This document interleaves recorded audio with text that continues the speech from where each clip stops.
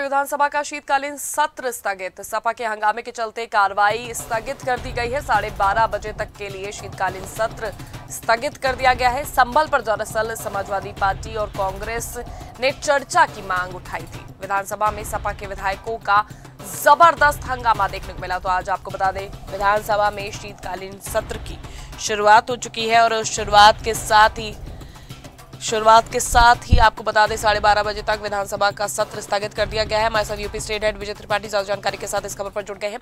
विजय, देखिए जिस तरह से आज शीतकालीन सत्र की शुरुआत हुई और उसके बाद हंगामे के बीच संभल को लेकर चर्चा की मांग विपक्ष कर रहा था, क्या कुछ रहा और क्यों चर्चा के लिए आगे नहीं आए सत्ता पक्ष के लोग संभल पर?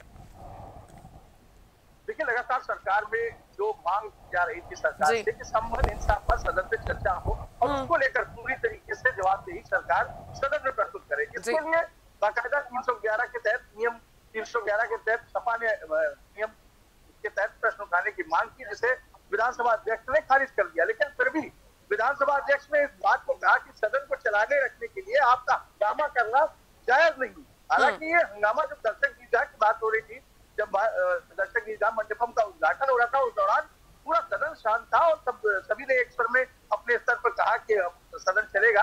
लेकिन जैसे ही मंडपम का भाषण समाप्त हुआ सीएम योगी का और सब अपनी कुर्सी पर वापस आकर बैठे सदन में, इसके बाद समाजवादी पार्टी के विधायकों ने तमाम जो वहां पर तख्तियां लेकर रेल में आ गए और वो हंगामा शुरू हो गया। हंगामे को लेकर के विधानसभा अध्यक्ष काफी नाराज थे। उन्होंने बड़ी फटकार लगाते हुए विधायकों से कहा कि अगर आखिरकार 3 साल तक अपना इस तरीके का जो कार्यकाल रहा, उसमें अभी तक पहली बार कोई ऐसा हंगामा नहीं था। लेकिन इस बार सदन में जिस तरीके से समाजवादी पार्टी हंगामा कर रही है, इसका मतलब ये है कि अखिलेश यादव और अखिलेश यादव के जो पार्टी के विधायक हैं, उन्होंने ये संदेश दे दिया है कि ये सदन हंगामेदार ही रहेगा, चाहे कोई कोशिश कर ले, लेकिन विपक्ष पूरी तरीके से हंगामा करता रहेगा। और उसके बाद अचानक विधानसभा अध्यक्ष ने कार्रवाई को 12:20 तक के लिए स्थगित कर दिया है और उसके बाद समाजवादी पार्टी के जो विधायक थे वो लगातार बाहर आकर अपनी अपनी बात रख रहे हैं और कह रहे हैं कि संभल हिंसा पर चर्चा होनी चाहिए। अगर संभल हिंसा पर चर्चा नहीं होगी तो सदन में हंगामा जारी रहेगा। बिल्कुल विजय, देखिए लगातार जो है बैठकें भी की गई और सदन को लेकर ये कहा भी जा रहा था कि समाजवादी पार्टी की तरफ से हंगामा जोरदार रहेगा। वहीं इन सब के बीच हमने ये भी देखा कि कई तरह के आरोप भी लगे हैं। साथ ही साथ समाजवादी पार्टी की तरफ से जहां आरोप लगाए जा रहे थे, वहीं सत्ता पक्ष अपने जो कानून व्यवस्था को लेकर भी आज हमने सदन में सुना कि किस तरह से कानून व्यवस्था को दुरुस्त बताया और विकास के मुद्दों पर व्यापक चर्चा के लिए उन्होंने कहा कि हम आगे हैं, व्यापक चर्चा की जाए विकास के मुद्दों को, लेकिन संभल का मुद्दा नहीं लिया जा रहा है। तो क्या सिर्फ विपक्ष को संभल के मुद्दे पर ही चर्चा करनी है? देखिए, सबसे बड़ी बात यह है कि भारतीय जनता पार्टी की सरकार ये चाहती है कि जो मुद्दे सही हैं उन पर चर्चा हो और जो गैर विवादित मुद्दे हैं उन पर चर्चा ना हो। क्योंकि अगर उन मुद्दों पर चर्चा होगी तो सदन में तीखी बहस होगी और उसके बाद जो हंगामा होगा उसे रोका नहीं जा सकता, क्योंकि विपक्ष इस पर जवाब से संतुष्ट नहीं होगा। क्योंकि सरकार ने जो बातें कही है अपने सदन में, पिछले भी अपने जो बयानों में बात कही जा रही है कि सदन में इस तरीके की चर्चाओं को कहीं हिस्सा नहीं दिया जाना चाहिए। जो सड़क पर हुई हिंसा का जवाब सदन में देना उचित नहीं है। लेकिन फिर भी कोशिश इस बात की जा रही है कि सदन इसी तरह चले और सरकार ये चाहती है कि सदन में जो महत्वपूर्ण मुद्दे हैं, जिन अध्यादेशों को सरकार लाने वाली है, उन पर चर्चा हो, उन मुद्दों पर चर्चा की जाए। इससे बेहतर यही होगा कि अगर सदन में संभल हिंसा की चर्चा हो तो जाहिर सी बात है विवाद होगा, विवाद के बाद फिर सदन को स्थगित करना ही पड़ेगा। इसीलिए बार बार सरकार की कोशिश है और विधानसभा अध्यक्ष चाहते हैं कि सदन को सुचारू रूप से चलाने के लिए विपक्ष की जो मांग है उस पर हो सकता है संबंध में चर्चा की मांग स्वीकार भी कर ली जाए। लेकिन फिलहाल अभी विधानसभा अध्यक्ष ने इसे खारिज कर दिया है और अपने स्तर पर बार बार कोशिशें कर रहे हैं कि आप अपनी जो बातें हैं वो वैचारिक रूप से सही तरीके से सदन में रखें, उसे जरूर सुना जाएगा। लेकिन किसी भी हिंसा को लेकर के किसी भी विचारों को अपने यहाँ सदन में प्रस्तुत करने के पहले आपके जो भाषा है उसको सुधारना होगा। ये आज बड़ी तीखी टिप्पणी विधानसभा अध्यक्ष ने की है सर।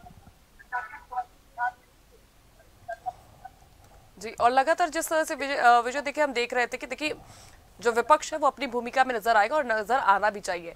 एक भ्रष्टाचार का मुद्दा भी जोरों शोरों से विपक्ष के द्वारा उठाया गया। क्या लगता है जो 12:30 बजे तक जो विधानसभा को स्थगित किया गया है, इसके बाद 12:30 बजे के बाद क्या सुचारू रूप से विधानसभा का सत्र चल पाएगा या हंगामा भरा ही रहने वाला है और ये आसार साफ तौर पर नजर आ रहे हैं? एक व्यापक चर्चा हो पाएगी कि नहीं?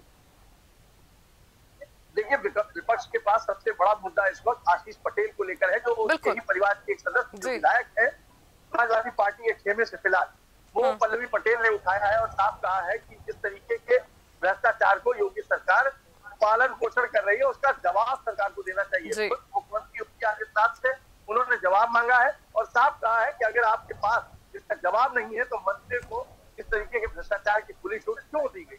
मंत्री के नाम पर नहीं, मुख्यमंत्री के नाम पर 25-25 लाख रुपए लेने की बात पल्लवी पटेल ने की है और पल्लवी पटेल का दावा है कि ये सरकार भ्रष्टाचार और जीरो टॉलरेंस की बात तो लेकिन उसके बनते ही इस तरीके के लोग रिपोर्ट में शामिल है और ये आरोप नहीं, इनके पूरे पुख्ता सबूत है। लोगों ने शिकायत की है, खुद भारतीय जनता पार्टी के एक विधायक वर्मा के एक विधायक है, उन्होंने इसके लिए पत्र लिखा है मुख्यमंत्री से। मुख्यमंत्री ने बकायदा इसके लिए कमेटी बनाकर जांच भी शुरू की है। लेकिन बड़ी बात सिर्फ इतनी है कि वो पल्लवी पटेल ने इस मुद्दे को और बड़ा बना दिया है। लेकिन देखना यही है कि क्या समाजवादी पार्टी के विधायक इस मुद्दे पर उनका साथ देंगे या फिर अखिलेश यादव इस मुद्दे पे किनारा करते हुए अपने ही मुद्दों पर टिके रहेंगे। जिस तरीके से लोकसभा के संसद में कांग्रेस के अलग मुद्दे हैं, समाजवादी पार्टी के अलग मुद्दे, इसी तरह समाजवादी पार्टी के विधानसभा में भी अलग मुद्दे हैं और पल्लवी पटेल जिस मुद्दे को लेकर है वो भी मुद्दा काफी विजय देखिए, मुद्दे आपने जो कहे वो बहुत बड़ी बात कही कि देखिए कांग्रेस के और समाजवादी पार्टी के जो मुद्दे हैं वो बेशक अलग है, लेकिन इस वक्त आप विधानसभा में क्या देख पा रहे हैं? क्या गठबंधन एकजुट नजर आ रहा है? मुद्दे अलग होने के बावजूद क्या जिस तरह से समाजवादी पार्टी की तरफ से वेल में चढ़कर हंगामे की स्थिति बनाई गई, कांग्रेस की तरफ से क्या स्टैंड रहा और किस तरह का इस वक्त जो है वो विधानसभा सत्र हमें देखने को मिल सकता है? क्योंकि लोकसभा में भी इस सत्र के दौरान हमने देखा कि जहां विपक्ष जो है मुद्दों को लेकर नारेबाजी और खड़ी हुई नजर आई थी, वहीं पर समाजवादी पार्टी कांग्रेस से अलग थलग नजर आई। तो क्या कुछ ऐसा ही विधानसभा सत्र के दौरान भी दिख रहा है? यहाँ पर कुछ और ही नजारा, कुछ और ही तस्वीरें नजर आ रही हैं? देखिए, यूपी विधानसभा में सदन का नजारा कुछ अलग है। यहाँ विपक्ष लगभग एकजुट होकर पूरी तरीके से संबल पर चर्चा की बात कर रहा है और सदन में मांग कर रहा है कि लगातार संबल हिंसा पर चर्चा होनी चाहिए। लेकिन जो अभी कुछ और मुद्दे हैं उनको लेकर के कुछ विधायक इंडिविजुअल अपनी बात रख रहे हैं, जिनमें पल्लवी पटेल भी हैं और जिनमें कुछ और विधायक हैं, चाहे ओम प्रकाश राजभर की पार्टी हो, वो हालांकि सरकार के साथ, लेकिन कुछ मांगे उनकी भी है, वो भी सदन में लाएंगे। और बिल को लेकर, अध्यादेश को लेकर भी कुछ मुद्दे हैं जिन पर कांग्रेस और समाजवादी पार्टी एकजुट है और उनकी कोशिश है कि समाजवादी पार्टी अपने स्तर पर जो मुद्दे उठा रही है कांग्रेस उसके साथ जुड़ी रहे। यूपी फिलहाल इस तरीके की एकजुटता का संदेश दे रहा है। यूपी के सदन में जो अभी हंगामा दिखा है उसमें कांग्रेस विधायक थी और उनका भी मानना था कि संबल हिंसा पर चर्चा होनी चाहिए, क्योंकि संबल हिंसा के लिए वहां पर खुद राहुल गांधी और प्रियंका गांधी वहां पहुंचे थे और उन्होंने भीड़ परिवार बात भी की थी और उसका माइलेज लेने की कोशिश कांग्रेस भी करेगी, क्योंकि कांग्रेस को पता है कि यूपी में 2027 चुनाव है और इसलिए हर मुद्दे पर अपनी उपस्थिति बनाए रखना कांग्रेस चाहती है।